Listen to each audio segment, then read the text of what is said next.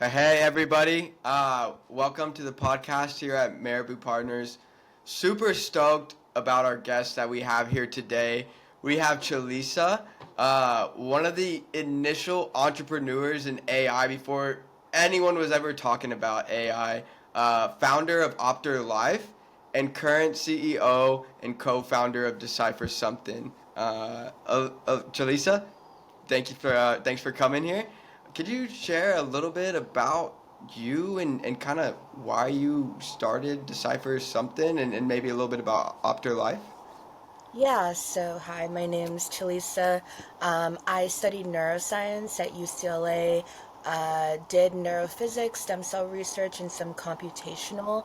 And I worked on this like neural analytics thing where we would implant it into rats' brains.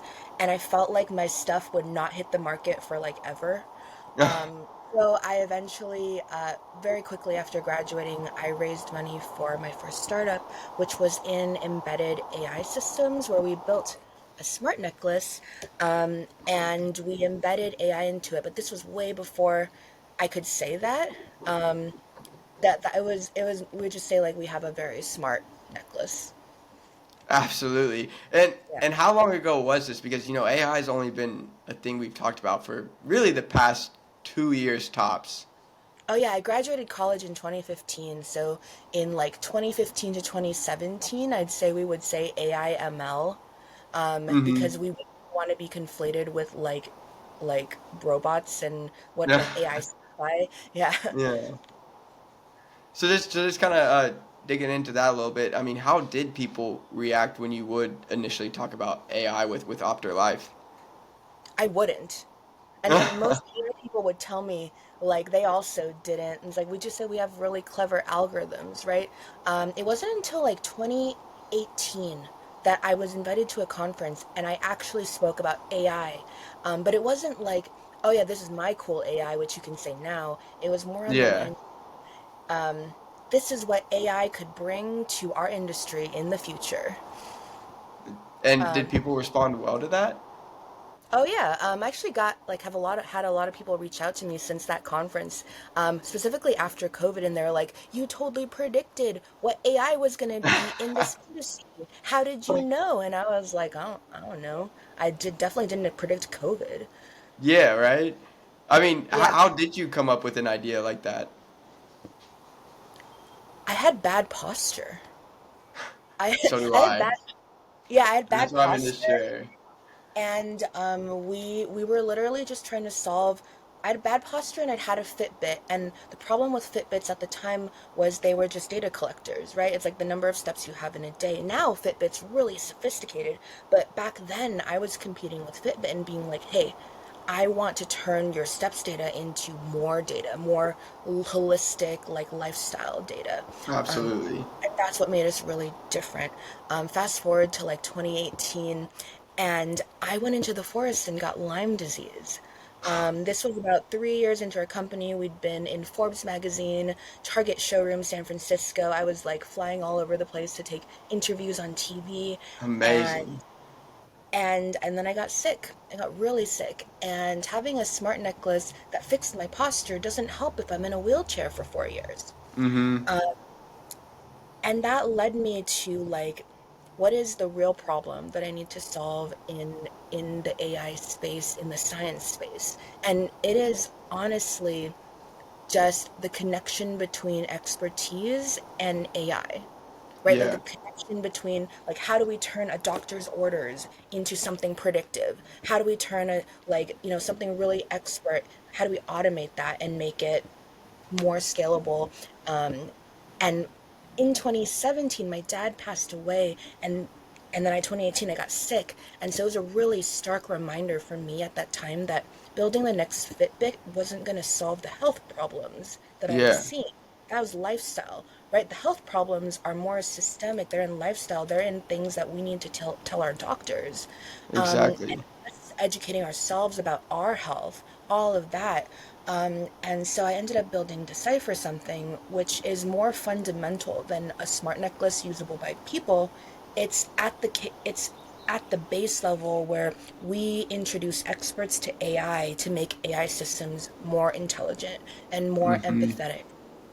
More robust. I love it. And yeah, it's crazy how those personal experiences can kind of stack up and motivate something much bigger. So, in regards to starting Decipher Something, just want to touch on that transition from Opter Live to Decipher Something.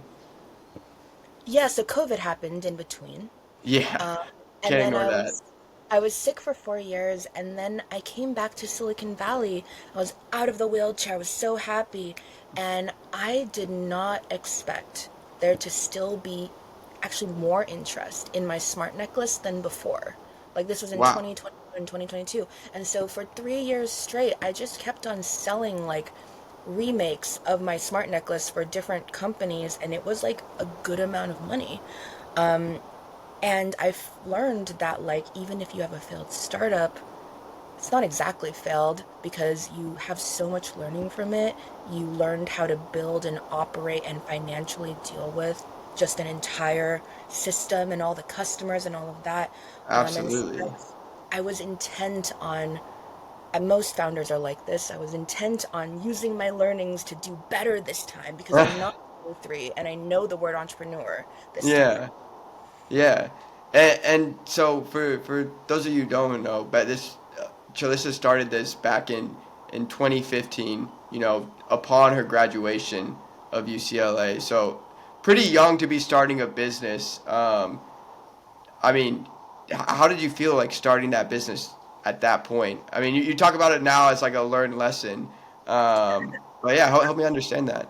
I I mean, who how do people feel when they're too young to really do anything and they're just teaching themselves everything?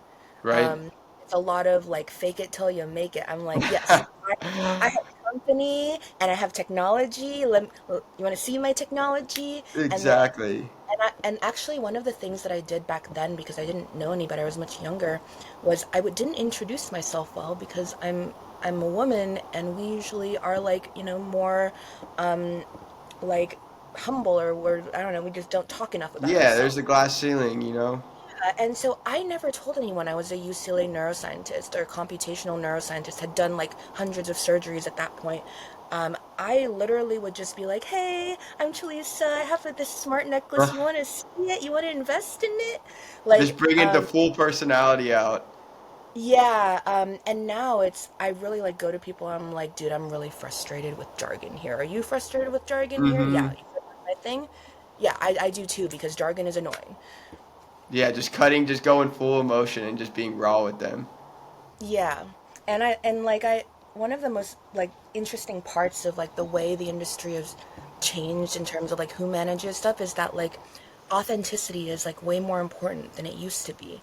Right? You think Yeah, of like modeling back in 20 years ago versus modeling now, like people are more interested in learning the why and the like emotions behind what you're doing than ever before.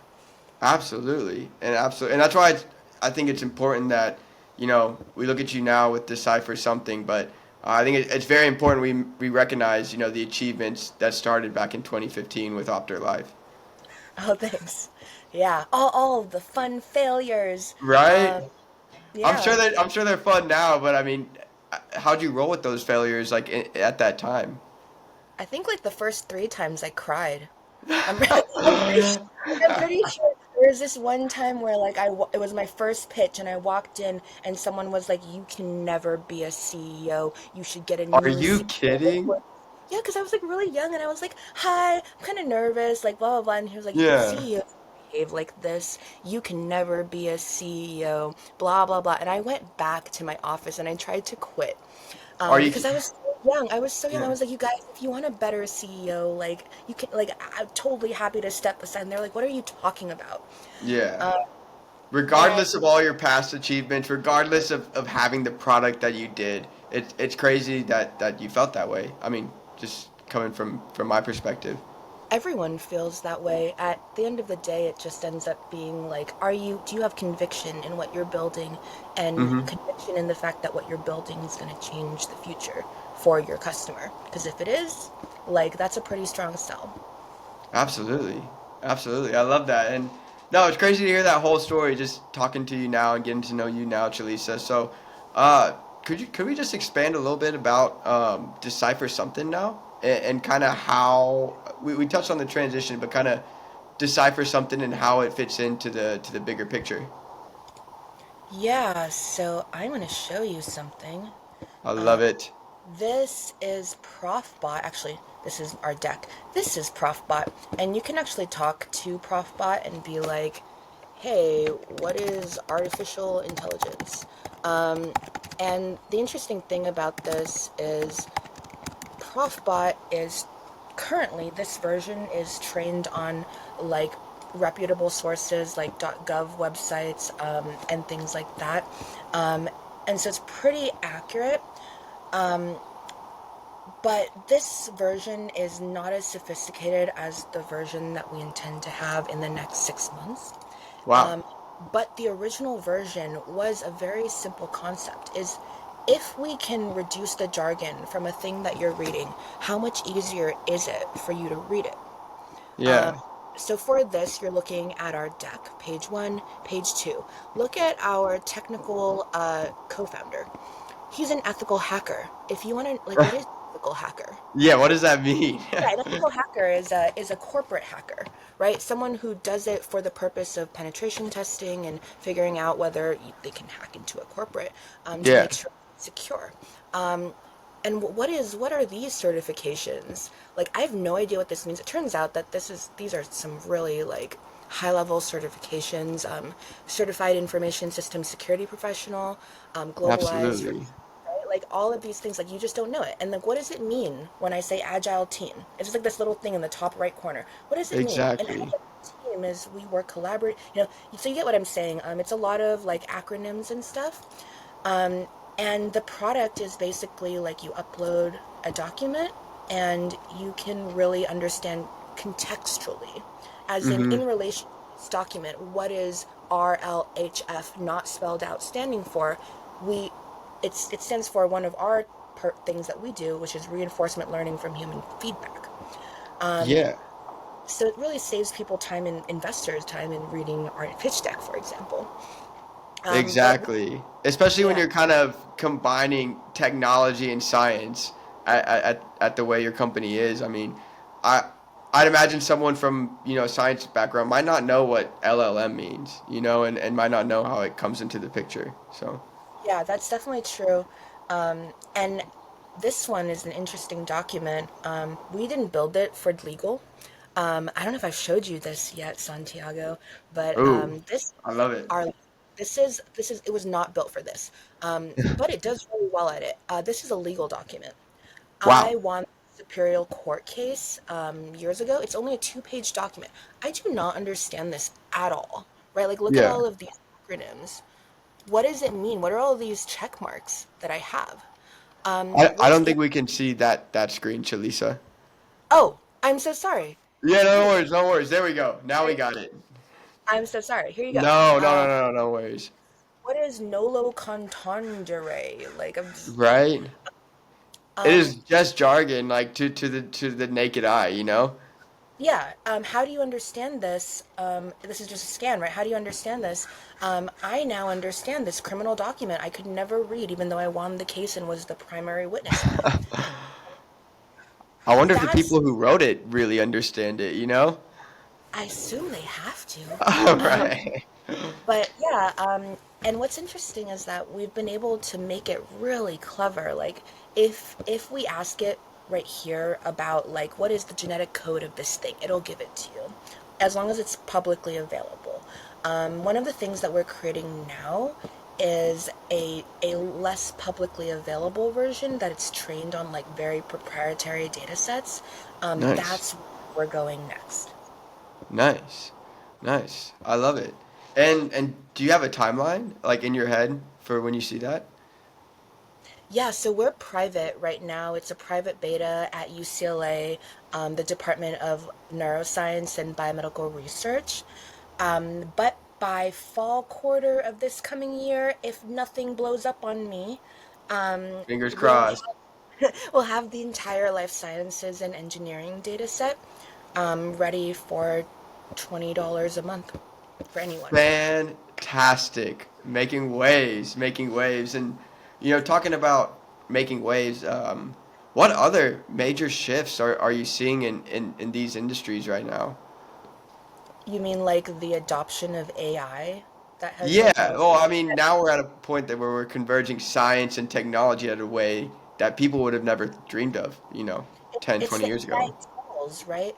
Like when I built an AI system in 2015, 2016, we were basically like going back and looking at coursework that Google had given and like classes and like trying to find like open source stuff wasn't even as of we basically like make our own stuff and now there's just tools, no Yeah. code tools that just do this for us. And so imagine like one person, one CEO being able to achieve a million times more with Yeah, less people on the team. That's really changed the landscape of the startup community, for example. absolutely. Right? People expect an agile team. They expect like investors, they expect a smaller team that can do more because you shouldn't need to hire 100 people to get this done given all the tools available. Absolutely. And that's So, totally AI. yeah. No, that's amazing. And like, Chalisa, how have you seen this trend of, getting more done with less with the technology that we're using with the artificial intelligence? How has this impacted maybe the start of your business or your business right now or your plans for the business in the future? Oh, I love this question because originally Decipher Something was non-AI. As in, Crazy how I like, could just transcribe all that data without AI. so it was originally like Professor Romero had this idea in 2016 of building a database of knowledge, kind of like a digital textbook for Yeah, his students. This, when I did the cost of this, it would involve tons of human expert hours, right? How many human experts would we need to create the entire neuroscience database with zero automation or like minimal automation? That was a yeah, lot harder. Like us getting to market would have cost at least $500,000 without AI just for the neuroscience database. Now, absolutely. all the tools available, we've spent less than $25,000 in the last year. Hats off to you. um, and created what I think is an $8 company. Just Absolutely. with, the human intelligence of knowing what this can be and how we can do it given all the automation tools. Because remember, like my first company, we were hardware, which means I had to figure out the factories, the shipping, Mm-hmm. and we didn't have like automated processes like Yeah, that I could use, right? I had to figure out everything step by step. This time, I can spend more time focusing on what I'm building and selling it than operationally making it possible. exactly. That's awesome. That's awesome. And how do you think you could have done Opter Life now that we have all these tools out there? Like, how do you think it would have been different for Opter Life, given all the tools that we have today and how scalable things are? Have you seen those hackathons where like in SF you just teach like kids under high school how to put an Arduino together and build like a sensor thing? Like you've heard of that, right? Like No, what I what haven't. This is news to me. what little kids these days can put together what I did in 2015, 2016, because there's so much no code or low code ways to do it. Back then, I Nice. had to design it from scratch. We had our own smart computer. We had like Yeah. like most places didn't have a 3D printer, so we had our own 3D printers, 3D parts. Right now, you can just go rent a 3D printer at a random place nearby. Exactly. It's really, Exactly. really different, yeah. Do you like the difference? Are you a fan of it? Oh yeah, for sure. Um, Initially, I feel like 10 years ago, getting into technology involved a lot more money, a lot more persistence, and a lot more wasted time. Mm-hmm. These days, you could launch a product quickly, iterate on it, figure out your correct customer. It's just rapid prototyping is just faster than ever, which saves everyone so much time. Absolutely. Absolutely. Definitely a motivation to all the young founders, who are going to be listening to this, and just about that the resources are there now, more or less. It's sort of Absolutely. if you go to a top university, you could be one of those students who slacks off and like doesn't care, and you would get something different out of the university than the student who goes in and literally studies everything and makes Yeah. use of every single resource, right? Hmm. These days, there are solopreneurs who are non-technical who are just killing it in the tech space. Absolutely. Absolutely. And, speaking about you and your business, obviously Decipher Something is on the cusp of something really great and something I personally am super excited to see unfold, especially over the next, 6, 12, 24 months. But what's been working really well with you right now? And on the flip side, what has also been kind of frustrating with this new product, even given all the tools out there? So initially, it was there's so much competition in AI, like over here in Silicon Valley. Like I walk into a room, everyone's got an AI company. Did you know Yep. that? Everyone's got an AI company. And initially, when I came here for TechCrunch Disrupt last year in October, I was just like in a room full of everyone saying they had an AI company. And I was like, wait, how do I differentiate here? Hmm. Um, that was super frustrating because it used to be that I could stand out by being a machine learning company, Yeah. like machine learning AI like based company, and Yeah. now competition is it's different. Now I stand out by really having worked in this is not my first AI company. Having Yeah. worked in this field for a while, I stand out because the first one was a hot mess that did quite well, soft landing as we call it. Um, and I just have so much more to put into it now that I know what Yeah. I should be afraid of. Now that I know what I should be afraid of. Yeah, that naivety when you're starting out is a blessing and a curse. It's so amazing because you're like, oh yeah, I got my first great comment, and then it's also like, oh my god, I got my first hate comment. I wore Mm-hmm.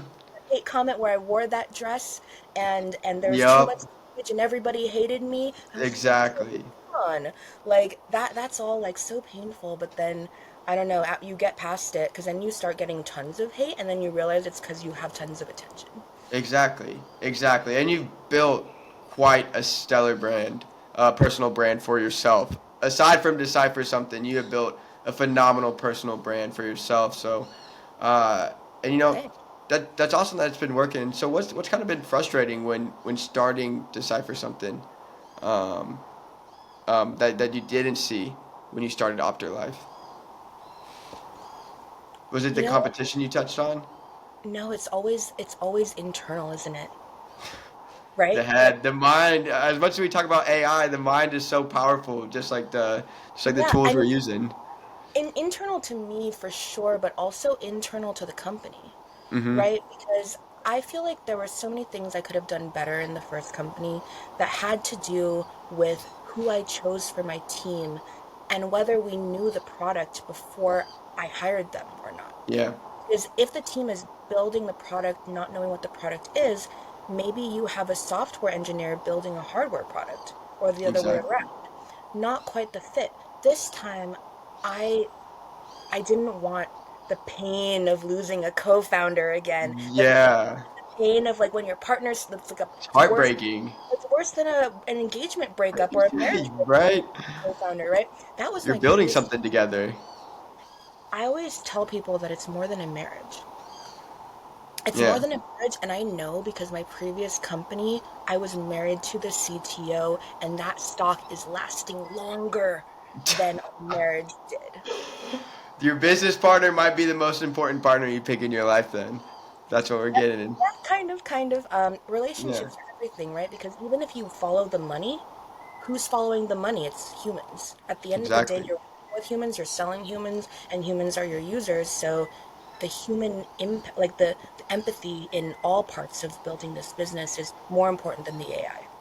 Exactly. And that touches on something that I heard a while back ago when I was in corporate America is that with all the information that we have now, we're out of the age of information. We're now in the age of relationships in terms of business.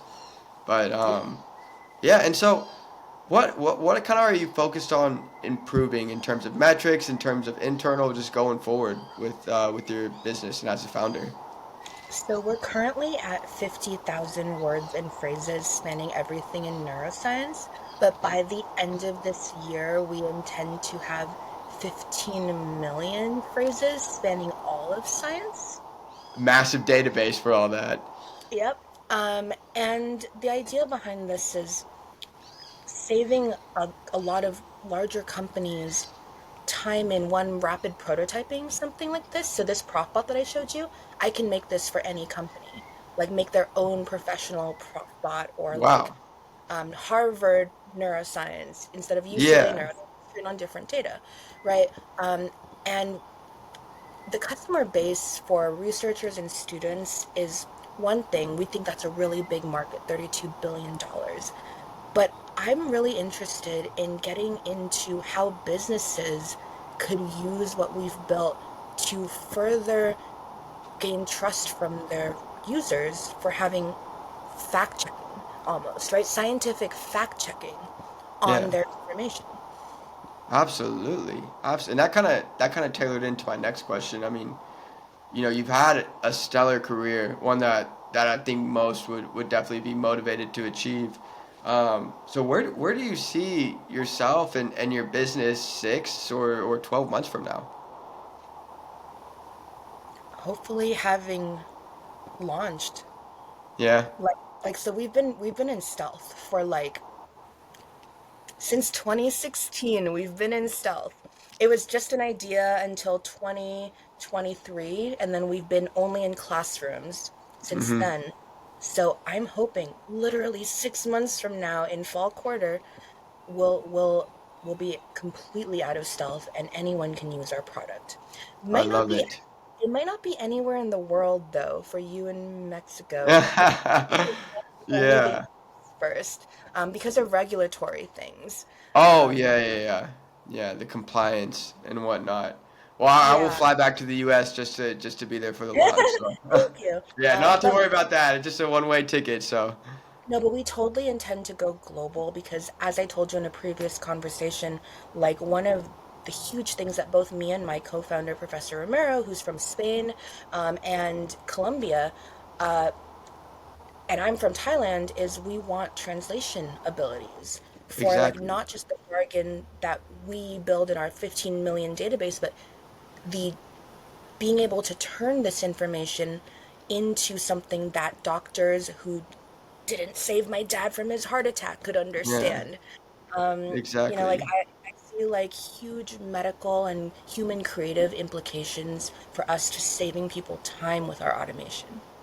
Absolutely. Absolutely. And I think it's a very, very beautiful thing that you're doing, that you're building, that you and Dr. Romero are just committed to. I can hear the passion in you describing it.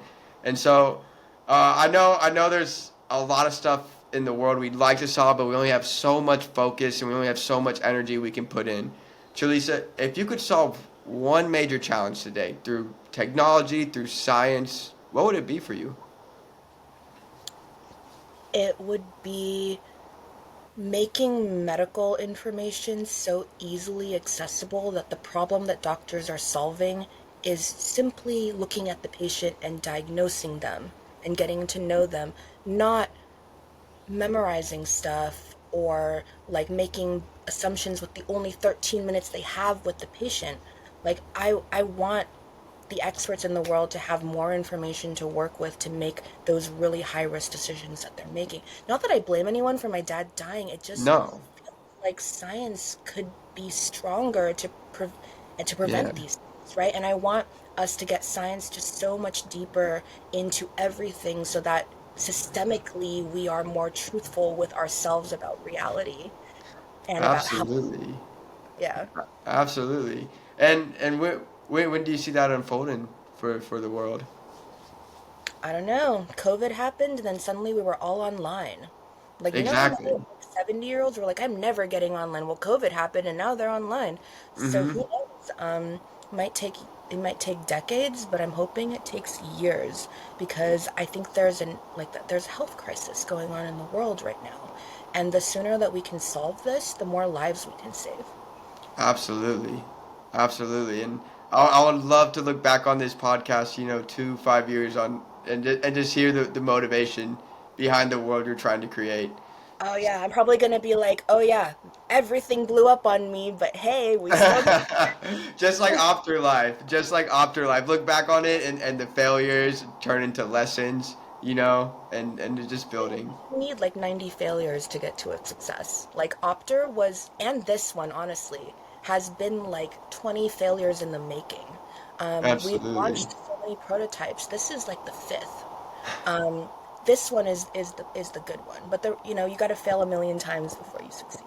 Exactly. And people will see this, and I think it's important that people know, the failures as well that lead up to something like this. So I want to end on this. To people who feel like they have an idea like you had, whether they're in college, whether they're working out of college, or whether they haven't even been there, what advice would you have to any young founders as a seasoned entrepreneur such as yourself?